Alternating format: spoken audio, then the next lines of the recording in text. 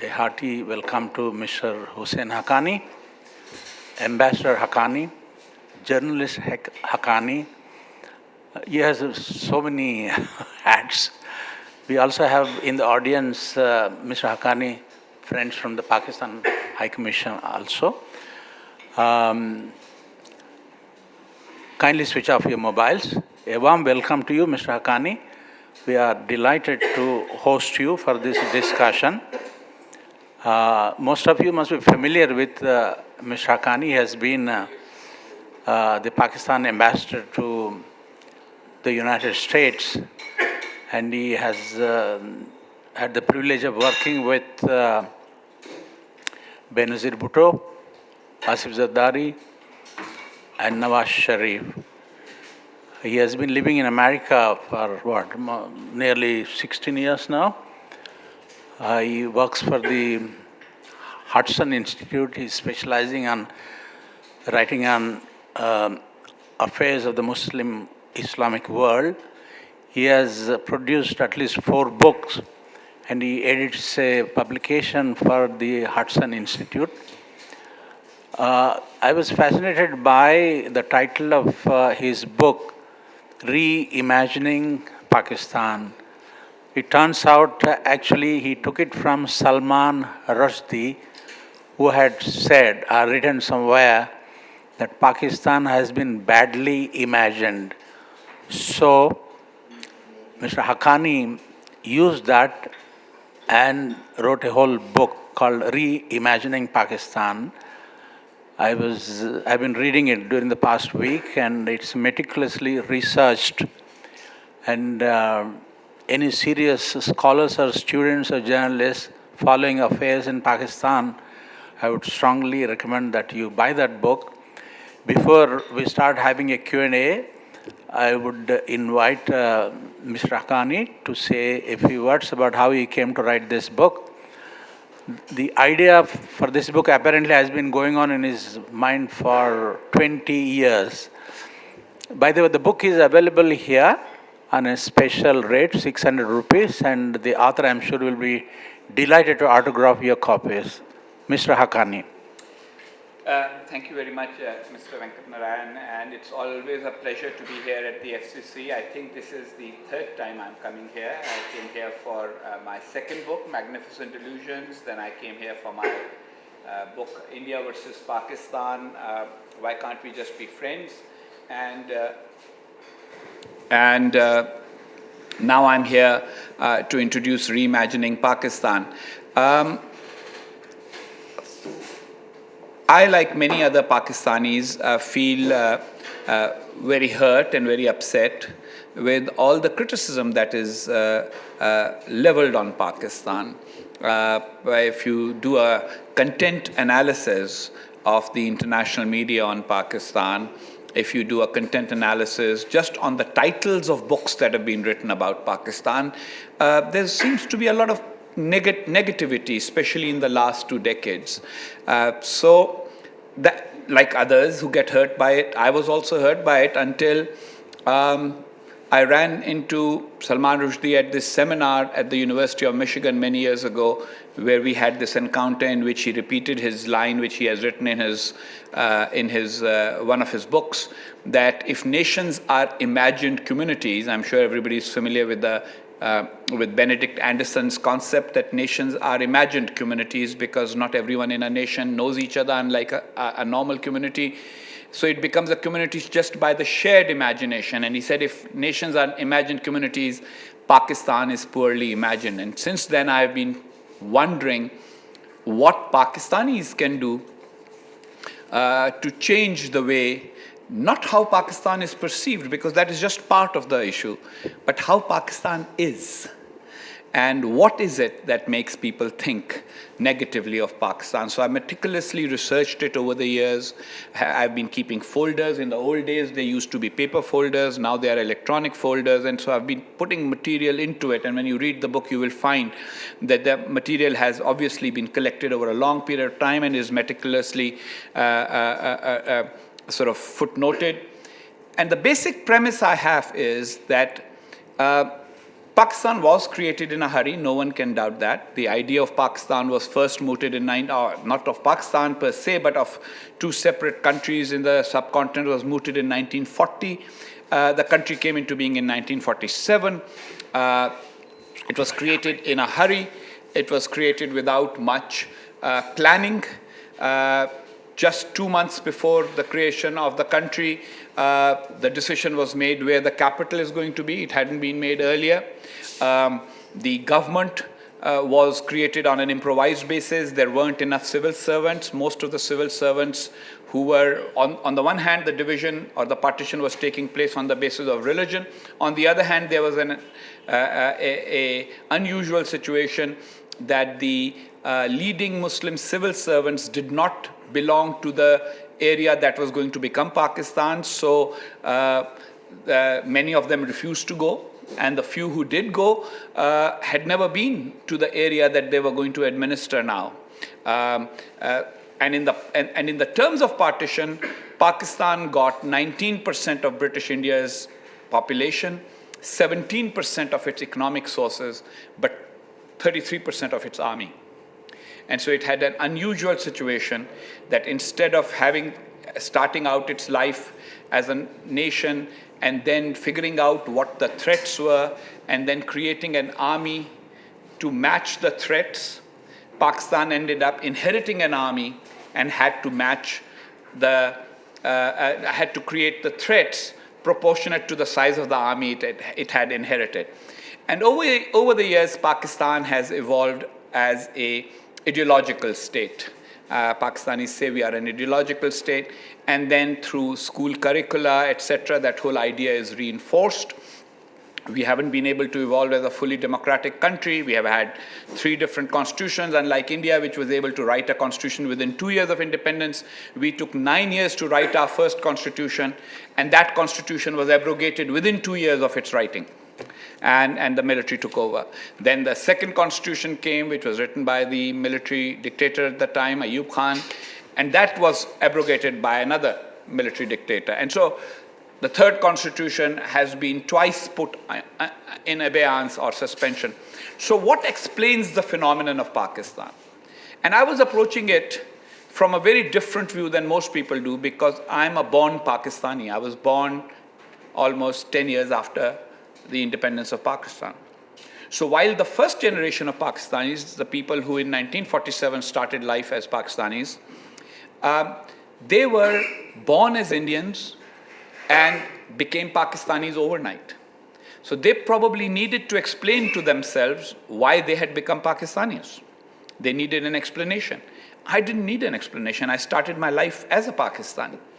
Now in my research, I find that today, 95% of Pakistanis are born Pakistanis. So they don't really need an explanation for why Pakistan exists. They need an explanation for what Pakistan should be.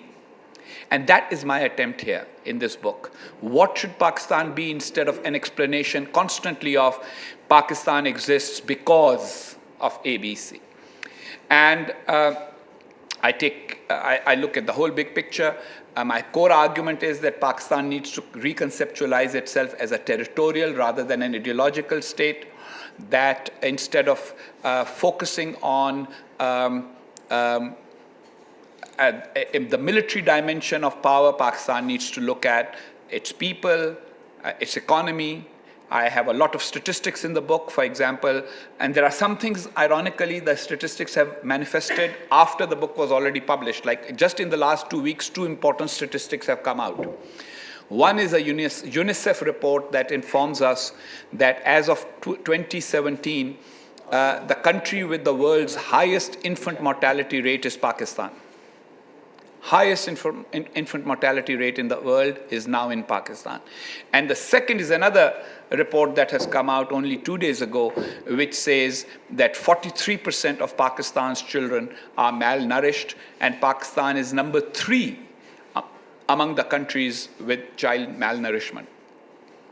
Compare that to some other facts. Pakistan is the 6th largest country by population in the world, 6th largest army in the world, 6th largest nuclear arsenal in the world.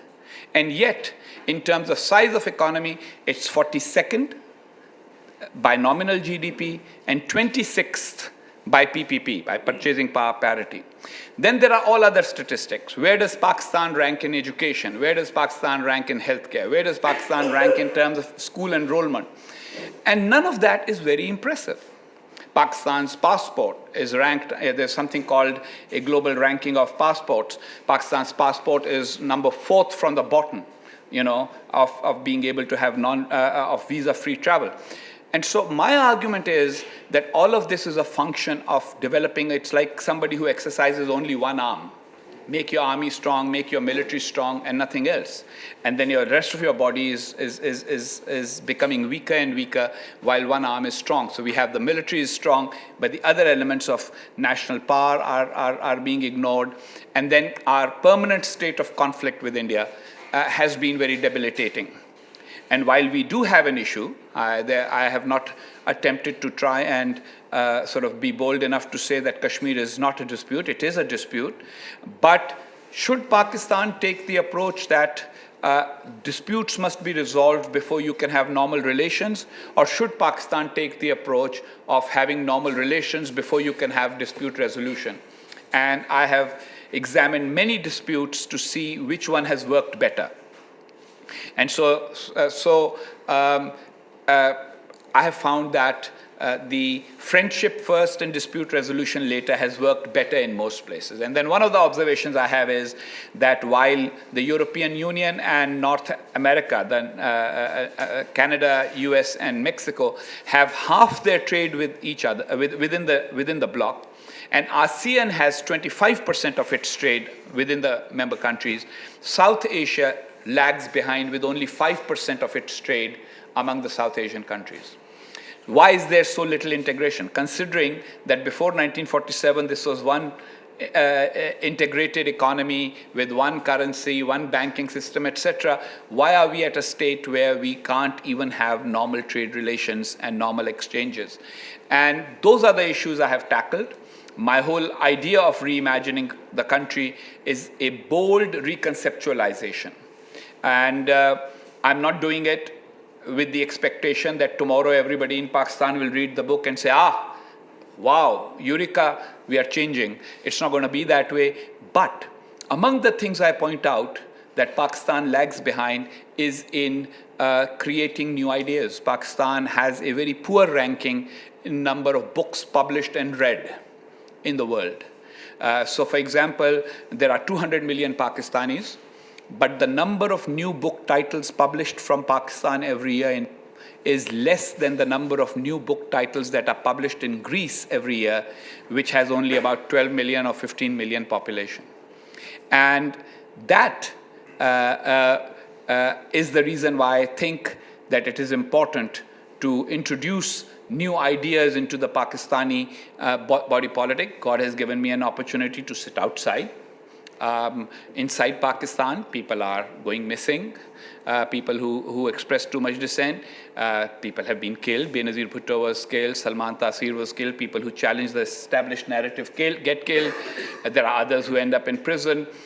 So I think that in a way I am blessed that I am able to live outside. It's not a good life in the sense that exile is never better than being at home. But sometimes being able to live and not be in prison is better than either of those two options. So I would rather have that option and express ideas, and I think I have made a contribution to that in this book. So I'm going to stop here with my introduction, and I'm sure that we can have a more interesting discussion both with the people who are on the panel here as well as all of you out there. And I hope everyone will read the book. I have basically amassed all critique. I don't like the word criticism. Criticism implies negativity. Critique of both the idea of Pakistan before and the current reality of Pakistan now. And why it gets that critique, I have also taken a very sympathetic approach to the critique by quoting all Pakistani authors and thinkers that exist as to how they defend themselves and how they defend the country. And I have also pointed out to my countrymen that their having a thin skin in terms of criticism, reacting to it angrily, describing any Pakistani who critiques as a traitor and any foreigner who critiques as an enemy is not conducive to self-correction. Just by way of example, one of the things I've said is when the United States started out, it had slavery. It only gave right to vote to white people, white men, actually, not even women. But they had debate. And some people said slavery is wrong and eventually won that argument and slavery was abolished. Then there was segregation and somebody made the argument that segregation is wrong. And so you have to have argument instead of the Pakistani approach that somehow those who offer an alternative vision for Pakistan are not friends of Pakistan. I think what Pakistan does need is multiple imaginings of the country so that the nation can choose one of those imaginings as a way forward instead of being stuck in the situation where Pakistan is stuck. I haven't even gone into the detail because that's all in the book about how Pakistan is unusual in the sense that in a 70-year period it has had 4 wars, 4 military coups, 1 genocide, loss of a little over half its population and half its territory, and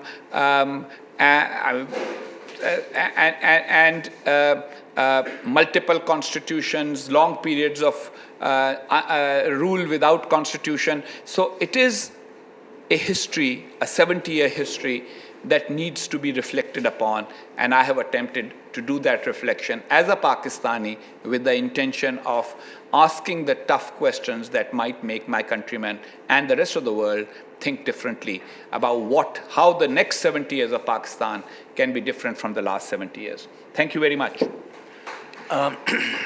Thank you, Mr. Haqqani. You know, in the book, you make the point that partition happened in a hurry, and people who chose to go to Pakistan, they were not really prepared to run the country. The dependence on the military began from almost the very beginning, and Mr. Jinnah's dream was to establish a secular Pakistan where people of different religions could practice their religions and could live happily together. And he even wanted his beautiful house in Bombay, where I had lunch with somebody a long time ago. He wanted that house to be kept there so that after he finishes his term as Governor General of Pakistan, he would come back to Bombay and live happily thereafter. But where exactly do you think things go wrong? And the other thing I want to say is that the 4 generals, Ayub Khan, Yahya Khan, Ziaul Haq, and Parvez Musharraf together ruled Pakistan for 32 years out of its 70 years of existence. But the remaining years, the army played a crucial role in how that country was being run. And you also make the point that most Pakistanis believe God created Pakistan and God will always go to its rest. And Pakistan goes out of its way to show that Pakistan is different from India. And that's why they put a lot of emphasis on being a Muslim country. And they were even dreaming of leading the Islamic world because they have nuclear weapons and so on and so forth. So, how do you look at the major points in the history of Pakistan where things went wrong? So first of all, I would say that it's a combination of wrong choices, wrong policy choices, and it's just circumstances, both. Let me go with the circumstances first. So as I said, larger army came to Pakistan than economic resources, but there was another side to it. The British had the headquarters of the British Northern Command, British India's Northern Command in Rawalpindi. And so that became the general headquarters of the Pakistan Army. Whereas the capital, the civilian government's capital in Karachi, started out with inadequate facilities. Some of the British officers had suggested that Lahore should be made the interim capital because Punjab was going to be divided. Lahore was the capital of Punjab for almost 100 years. It had a huge infrastructure for government, and some of it will move out, coming to East Punjab and to India. So therefore, there will be room for a new federal government or new central government of Pakistan to be established there. But the Muslim League chose Karachi. Karachi had been capital only for a few years of the new province of Sindh. Sindh had been made a province only in 1939. And so it didn't have enough facilities. So young Pakistanis are always taught that the first generation of civil servants sat on boxes, and they used the thorns from the trees, the kikar trees, as pins because they didn't have paper clips. That's all true. But it's true because a wrong decision had been made. The choice had been exercised wrongly. But the consequence of that situation was that the civilian government's infrastructure was weak, whereas the military inherited a strong infrastructure. And so for almost every problem from the beginning, the go-to institution was the military. So the first Prime Minister of Pakistan, Liaquat Ali Khan, when he's told that there isn't enough space for offices and this and that, he says, let's ask the military to provide the office space and make arrangements for everything. So when you start out thinking of one institution as the institution, and that's the title of my chapter on the army, I call it the institution. Even today, in Pakistani media, you probably occasionally see, the ISPR tweets sometimes, no criticism of the institution will be tolerated. So it's already become the institution. I say that it started out because of circumstances. As far as policy choices are concerned, certain choices were made that were wrong. One of them was to engage in jihad even before Pakistan had full command of the Pakistani military. So Pakistan Army was commanded by British officers until 1951. Ayub Khan was the first Muslim commander of the Pakistan Army. Pakistan Air Force was commanded until 1957 or 58 by a British officer.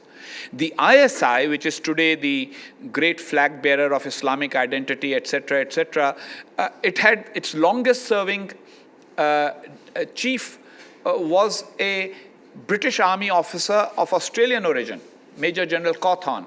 He ran the ISI for 11 years.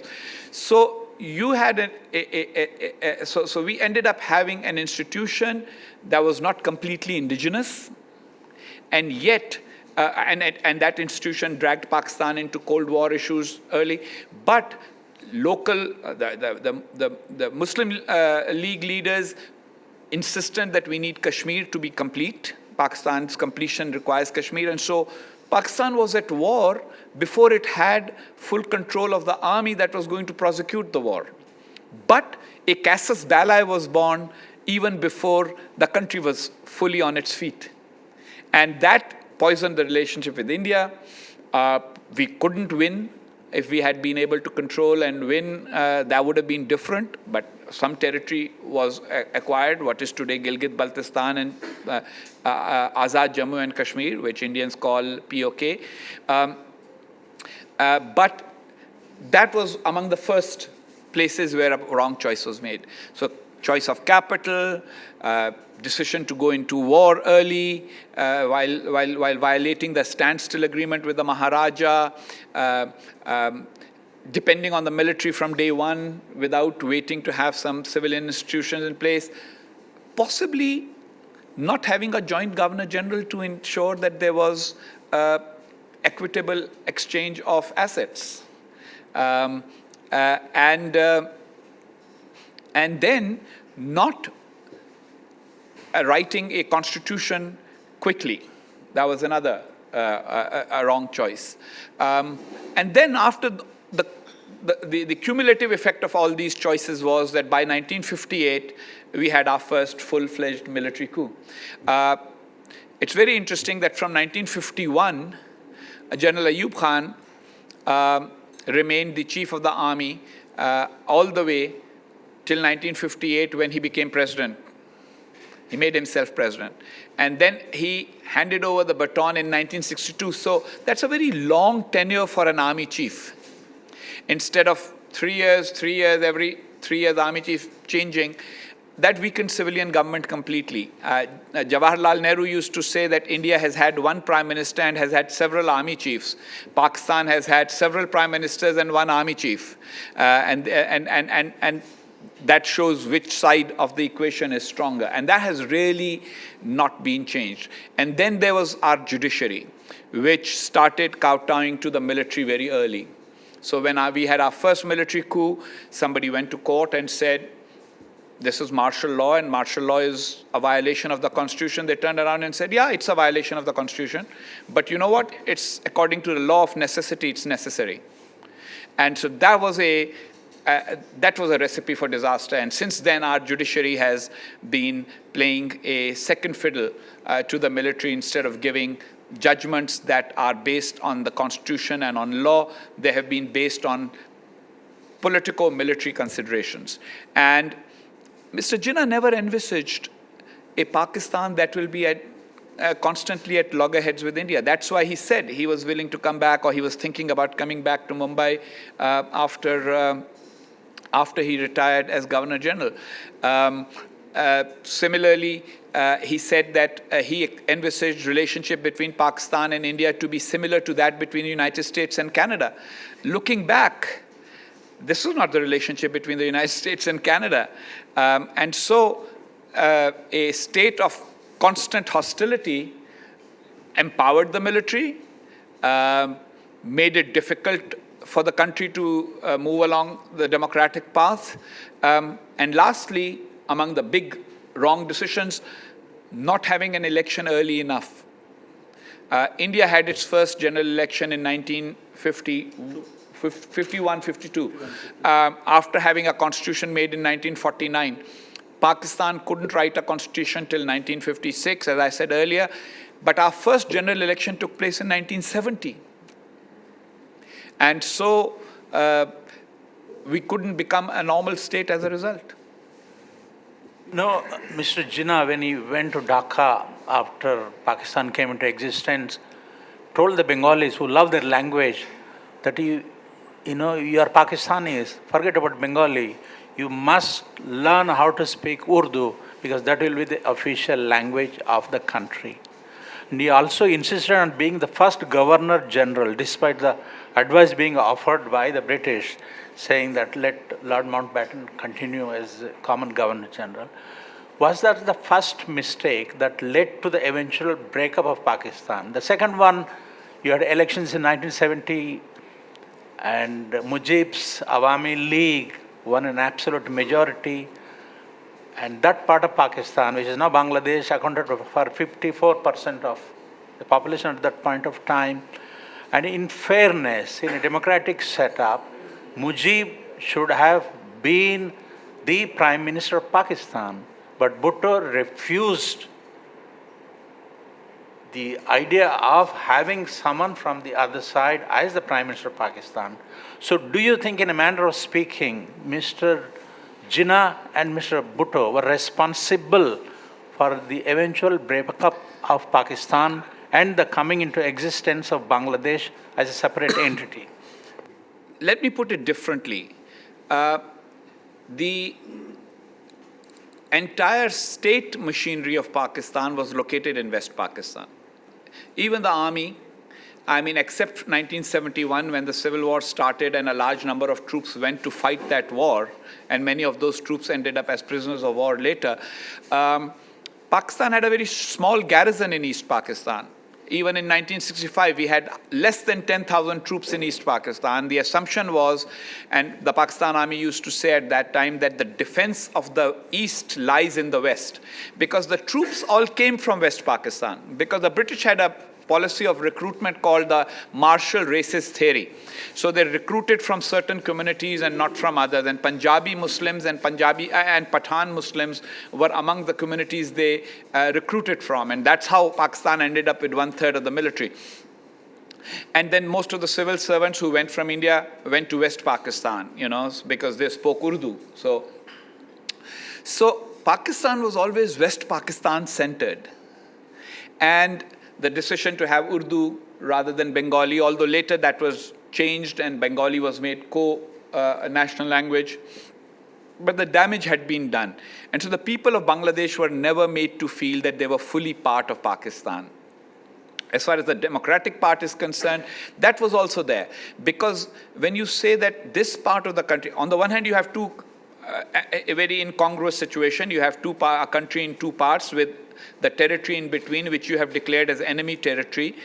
So there's no land linkage between two parts of the country. It's not like Alaska and the United States. At least you can access Alaska through Canada, which is not an enemy territory, but here it was enemy territory. So you have that incongruous situation, very unusual situation, but on top of it, you have an attitude that Pakistan is this, and that is an annex. That's like, which is why Bhutto was able to get away with what he said, because his argument was to the West Pakistani military and everybody that we have two majority parties. You never have two majority parties. I mean, one party has won and it has, yes, Awami League got all its seats from East Pakistan, but it still had a majority in the parliament. And so the argument that there are two majority parties was essentially a function of the fact that while the country had two wings, only one wing mattered. It's only one wing that had the power. And that was partly the reason why the problem arose. My whole point is that these things could have been and should have been sorted out before independence. The example, so in my research, I studied many other countries, and I found that in most countries, such debates took place before. What will be the national language? So the Bengalis, if they had known that the national language will only be Urdu, they would have probably thought about not voting for Pakistan, or they would have said, no, we want to negotiate first, give us an... And in case of Pakistan, all those issues had been left behind deliberately. In fact, I quote Aisha Jalal, who's a Pakistani historian, and let me phrase that differently. You know, in Pakistan, we are divided into traitors and patriots. So those who are acceptable to the establishment are patriots, and then the rest of us are traitors. So while I may be a traitor, Aisha Jalal is not a traitor. She's a patriot. And even she acknowledges in her research that there was a lot of things unstated and unsettled because that was the way to bring the Muslims of the subcontinent together for the cause of Pakistan. So why would a person in Kerala who was Muslim and supporter of the Muslim League support the creation of a country that will not include Kerala? And so therefore you had to have some ambiguity. And so that ambiguity became Pakistan's burden after independence, because now all those things that could have been discussed earlier became issues after independence. And that is why the constitution writing process got that dragged out. Otherwise, you know, it was obvious. Demographics is easy to read. You would have known from before that East Pakistan will have more population than West Pakistan. It was already there. So why couldn't you think of what if there will be a democratic system, then they will have more seats in parliament. Of course, later on in 1956, they came up. The constitution was made possible by a bargain. East Pakistan sacrificed and said, we will have parity. So East and West Pakistan will have equal number of seats in parliament. And the other part of it was that the provinces of West Pakistan will be broken down, and West Pakistan will be made into one, so that there won't be in a bicameral legislature, the upper house would have had too many seats for West Pakistan otherwise. So both sides made that compromise, but that compromise took 10 years to negotiate. Whereas if it had been discussed before, so the more I read the British declassified papers, the transfer of power documents, and the Muslim League documents, the more I realized that what it was an emotionally led movement without preparation. And that has actually affected the psyche of Pakistan as a nation, because even today, a lot of things in Pakistan are emotional. So, you know, Trump tweets something against Pakistan, Pakistani reaction is, okay, let's burn American flags, as if that is going to affect America's policy somehow. I mean, you know, you incur the cost of the flag, and the cost of the fuel that is needed to burn it, and even the matchstick, but you're not really affecting America's policy. So why do it? It's part of that whole emotional psychology, and homework and analysis and looking through statistics just never became a national political decision making, a part of the national political decision making process. You know, why do Pakistanis think that the Hindus are their enemies? Why do they think that India wants to destroy Pakistan? Nehru had said shortly after partition that the creation of Pakistan is a fact of history. If Pakistan were to come back and say, hey, we want to unite with you, I would say, no, we are not interested because we don't want to, take on your problems because I have my own problems on my head. And when Vajpayee went to Lahore, he also declared that Pakistan is a reality. Nobody wants to destroy Pakistan. And Hindus and Muslims have been living in harmony for several centuries. Only during Aurangzeb's time, things happened. And when Mr. Jinnah came, he was a brilliant lawyer, he made a lot of money. Mahatma Gandhi and Jawaharlal Nehru were not as brilliant as Jinnah was as a lawyer. They couldn't even make a decent living out of practicing law. That's a different matter.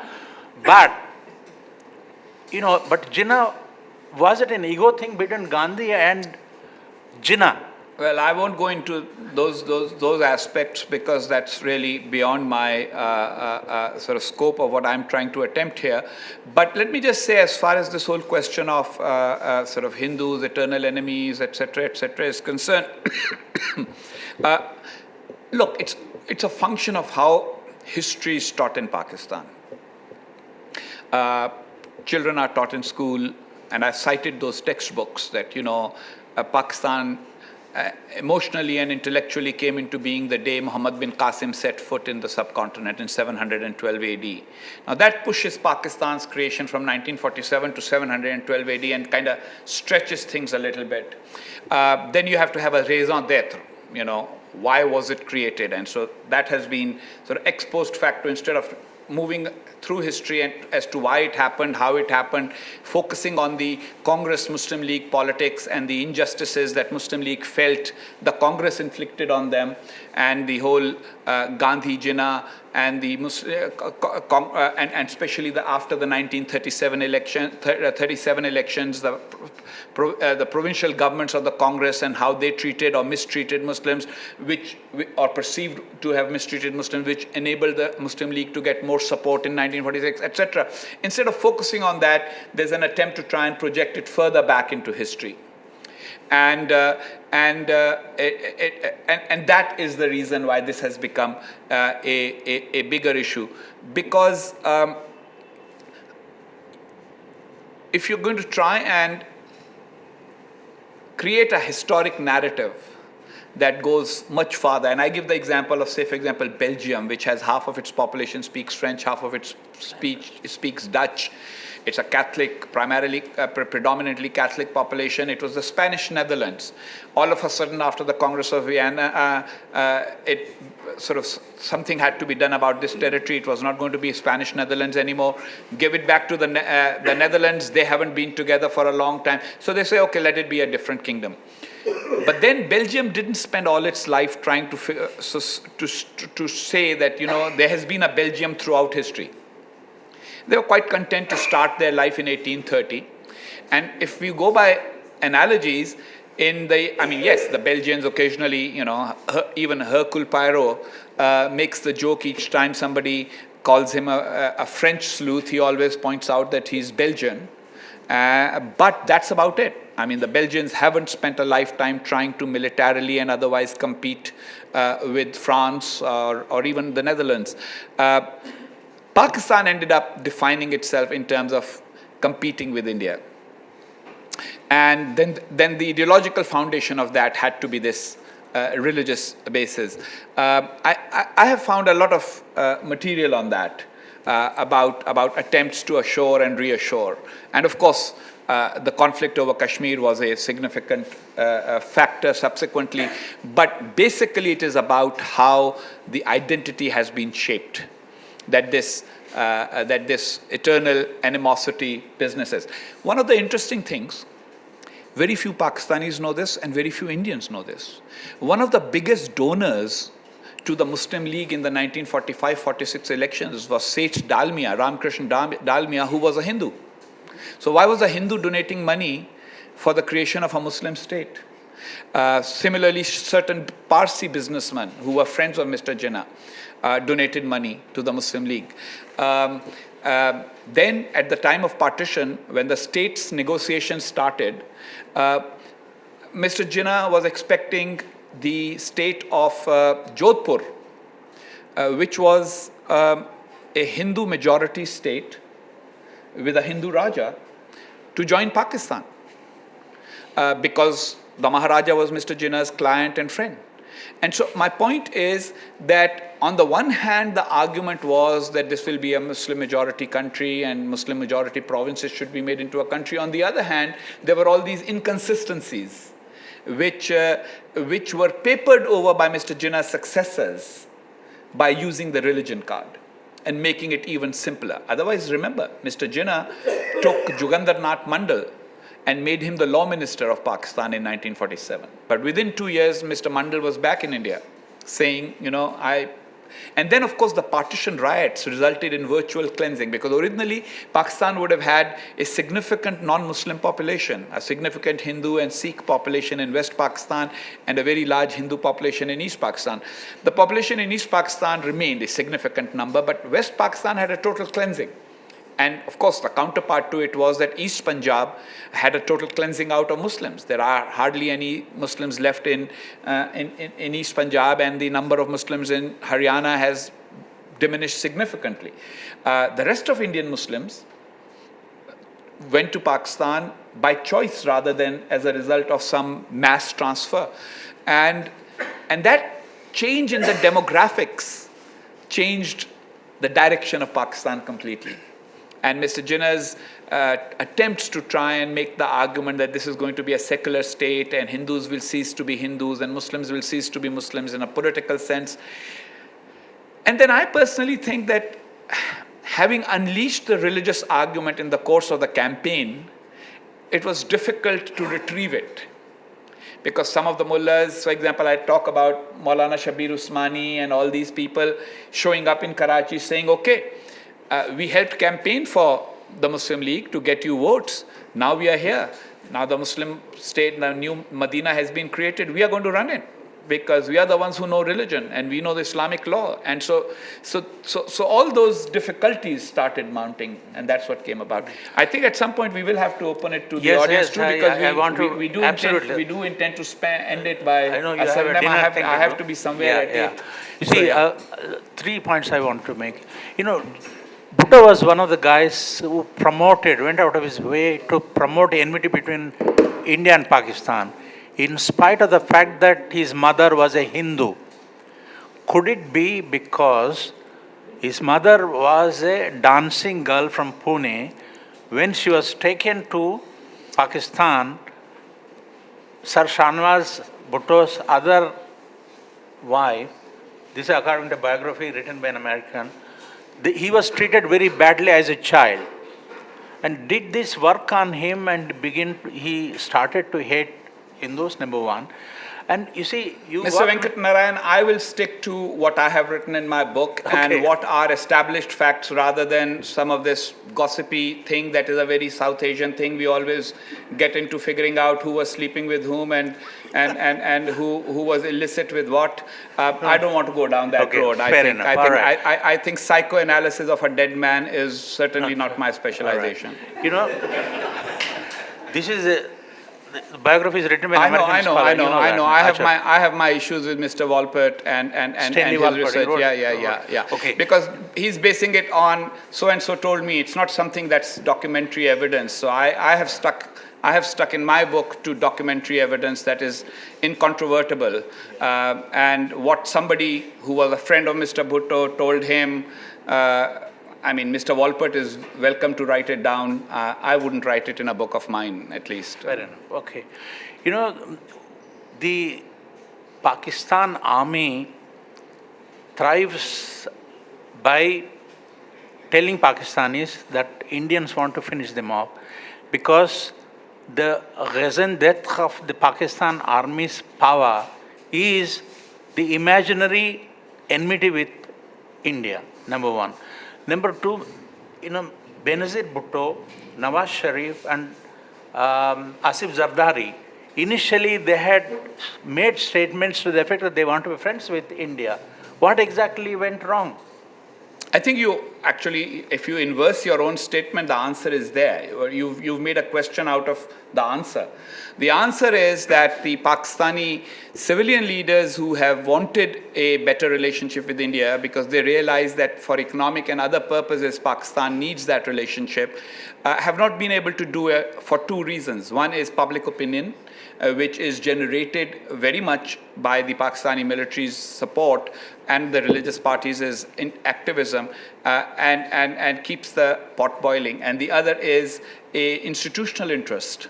When you are a large institution that has most of the resources of the country, you cannot move without, you cannot allow normalization which will make you less important than you would be in the absence of that normalization. All right.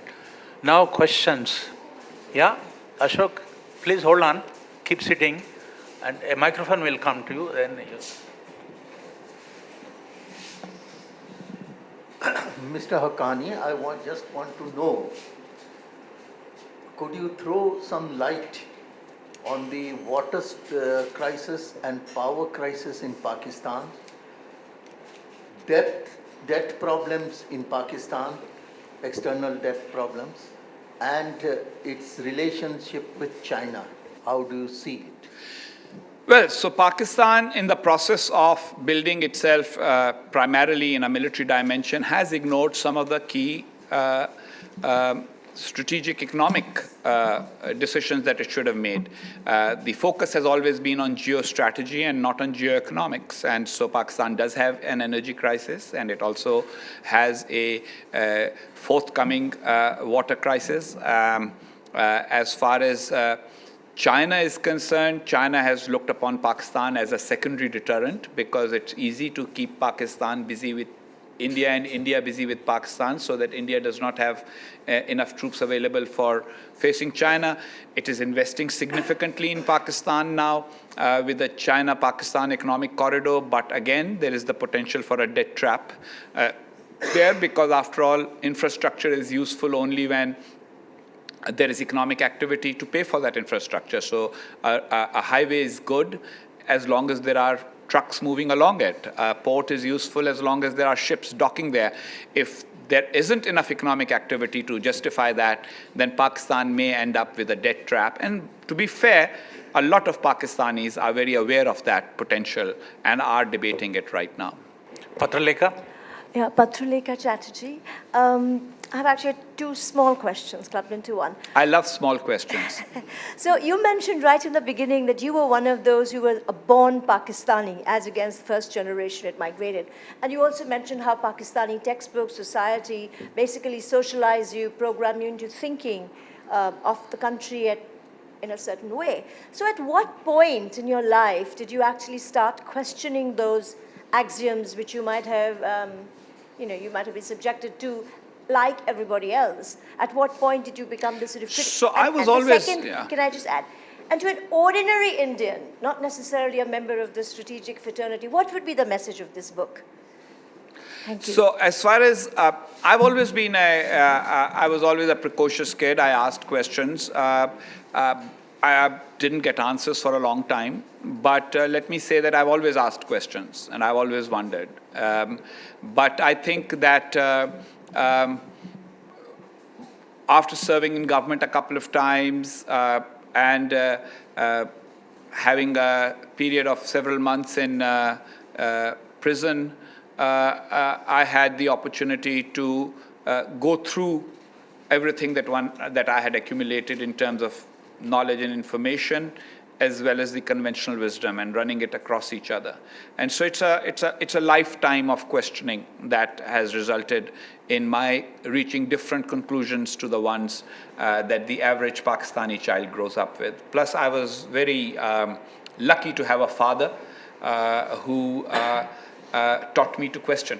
So, he always asked very important questions about Pakistan's independence and creation, and about Pakistan's politics and lack of constitutional rule, etc., etc.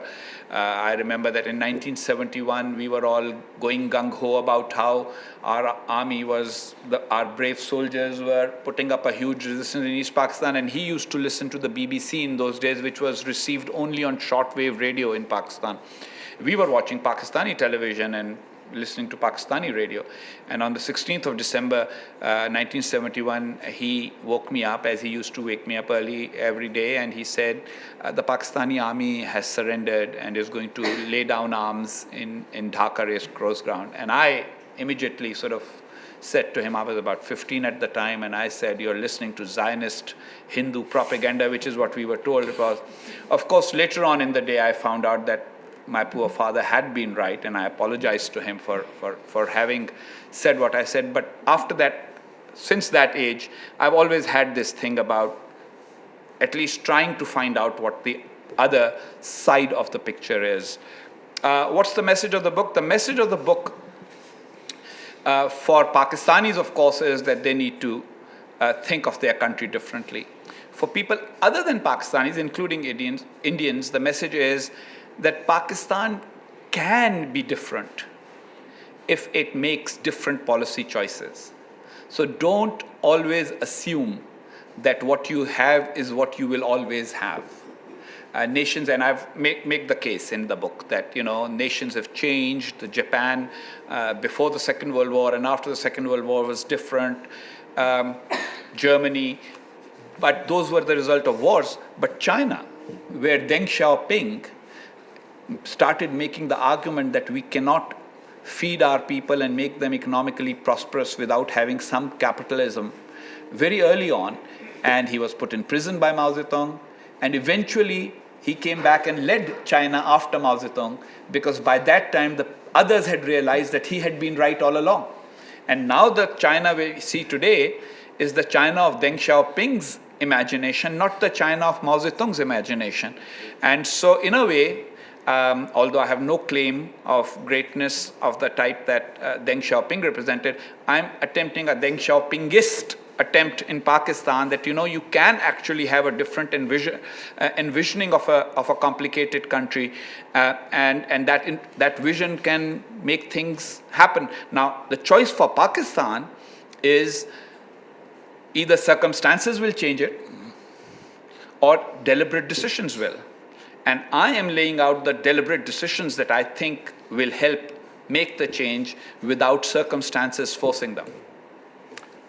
So I want to ask, how do you create a constituency of people in Pakistan who are receptive to this idea and who will take this kind of idea forward? Second, just adjunct to that, there are obviously civil servants who are actually administrating and are aware of the realities of the situation.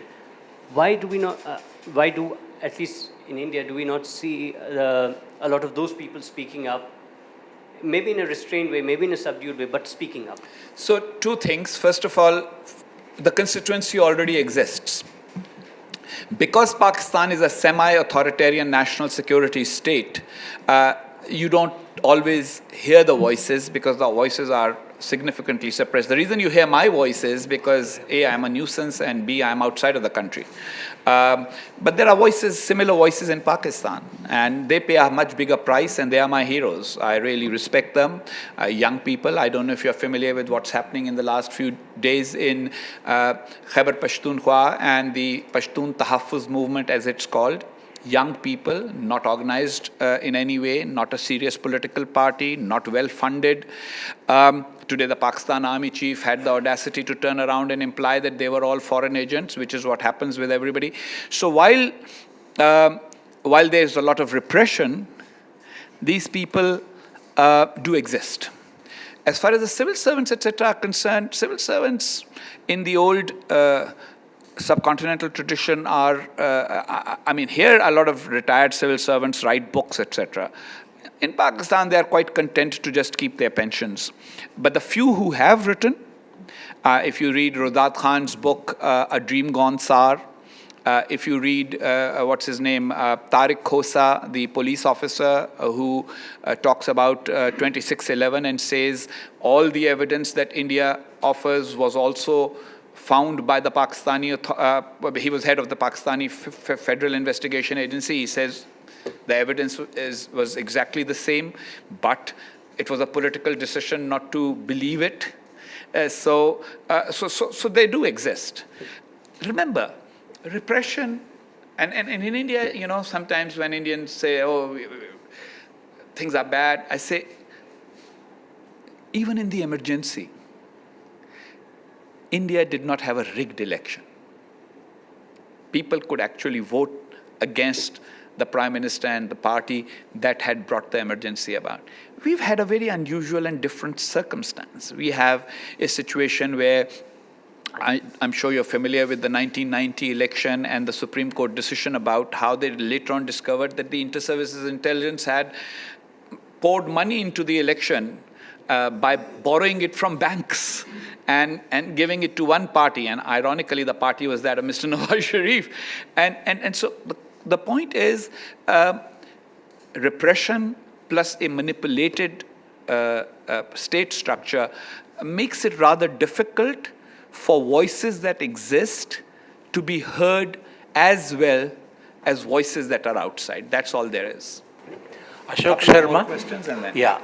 And then this and Hari. Pakistan's Supreme Court today banned Nawaz Sharif for life from contesting elections. And the elections are due in May, June. Would you like to make a prediction today? No, I'm not in the prediction business. I'm in the analysis business. What is your gut feeling? And having been a journalist, I always have told my journalist colleagues, even when I was a journalist and when I'm not, I've always said journalists who make predictions are always in trouble. Journalism should be about analysis, not about prediction. Let the fortune tellers make the predictions. But a forecast, a well-considered forecast, I think that the Pakistani establishment wants a hung parliament. And Mr. Nawaz Sharif may be disqualified, but he can't be wished away. The Pakistan Muslim League that he leads has become a significant political party. Now, I have my differences with Mr. Nawaz Sharif. He's the man who put me in prison, and he's the man who got me unnecessarily into trouble by going to the Supreme Court with the so-called Memogate case, which he now regrets. And he has a lot to answer for, both in terms of working together with the establishment and not confronting the Pakistani establishment at the right time. Also, the article of the Constitution under which he has been disqualified, he's the one who kept it in the Constitution when the constitutional amendment package was being discussed by the democratic forces. If he had excluded it, because it's such an absurd article, giving judges the authority to decide who is honest and who's not without trial, is wrong. And so these articles of the Constitution which Ziaul Haq had put in were being removed by every other political party except him, because he thought this, and so he's now become a victim to it. But that said, all of that criticism on the one hand, the other is that he does represent a very strong constituency in Punjab. And the Muslim League remains a significant political force. And this attempt and this desire of the Pakistani establishment, going back all the way to 1958, to try and tailor the Pakistani political system, which always reminds me of this. I don't know how many people here speak Urdu/Hindi.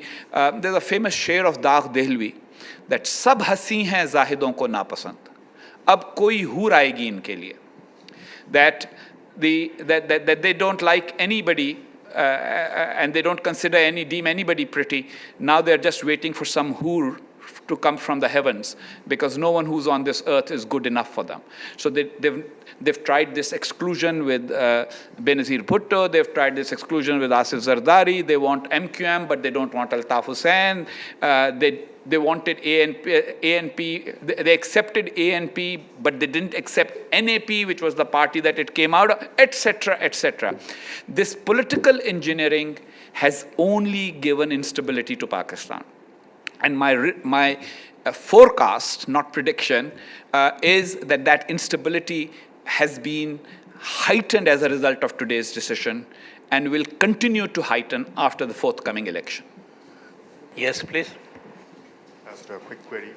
In your analysis, bilateral relations, are you personally positive or negative, or do you see it business as usual?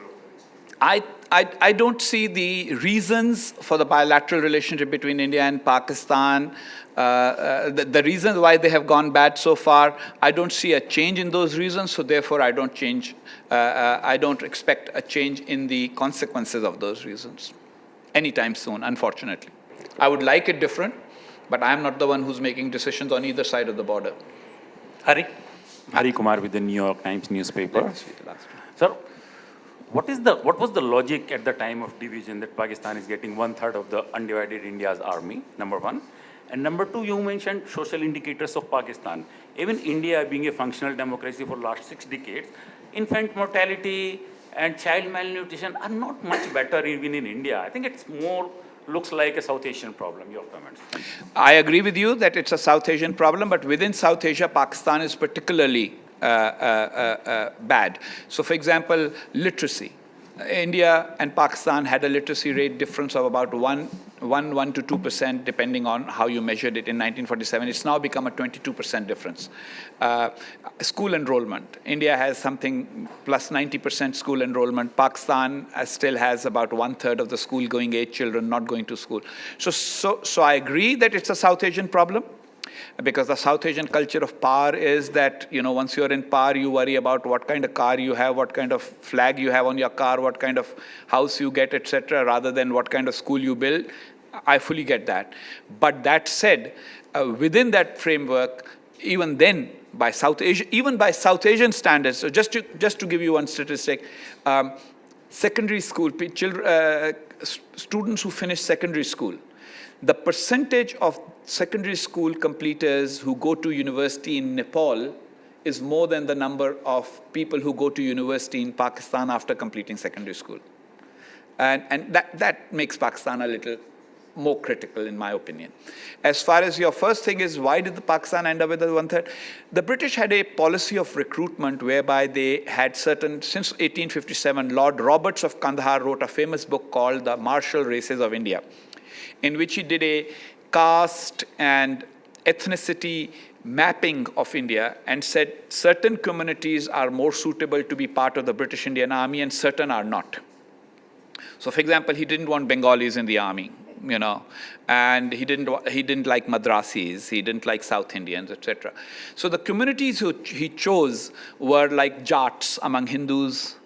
He liked the Sikhs, and he liked what he called Punjabi Muslims and Pathan Muslims. And so, for the Second World War, when large-scale recruitment started taking place, 2 factors happened. One was that Gandhi announced that they would continue non-cooperation with the British during the Second World War, whereas the Muslim leaders, including Jinnah and the other provincial Muslim leaders, all said that we will cooperate with the British in recruitment. So the proportion of the Muslims in the British Indian Army ended up being 1/3. So it was 1/3 Hindus, 1/3 Sikhs, and 1/3 Muslims, which was something that was changed afterwards. And among Hindus also, it was a disproportionate number of Punjabi and Haryana Hindus. And the 1/3 Muslims, almost 95% of them came from the area that was going to Pakistan. So it was their home.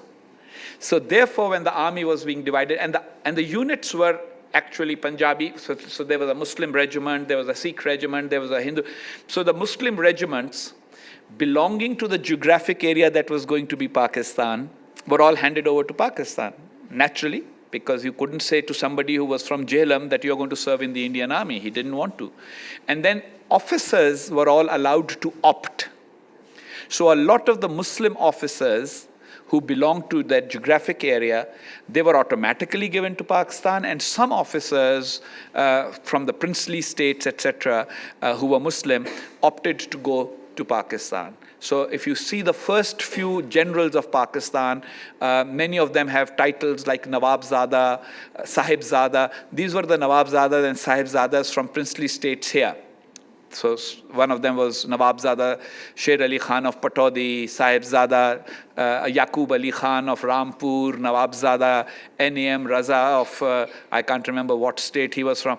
And then there were all those people who came from the geographic area that is Pakistan, especially from the Potohar and the Pashtun area. So that's how Pakistan ended up with 1/3 of the army. Thank you all very much. Yeah, we have to propose a vote of thanks. Munish also had a question. I have already thanked. He can thank me. No, I have a question, Ambassador. India is enamored by its own Prime Minister, so is Pakistan with Mr. Modi, and the whole world is. In your book, Reimagining Pakistan, how does the current Indian Prime Minister fit at all, if at all, in the scheme of things? Well, I mean, I am looking at the big picture, and again, from my days as a journalist, I know that there is the story of the day and then there is the big picture. So prime ministers are often the story of the day. The big picture sometimes transcends individuals and prime ministers, and so a big picture book doesn't end up talking about the individuals as much as maybe you have to do while covering the story on a daily basis. Well, thank you very much. It was very exciting hearing you, and we hope to have you back here soon again. Thank you very much. Thanks all of you for coming and joining us.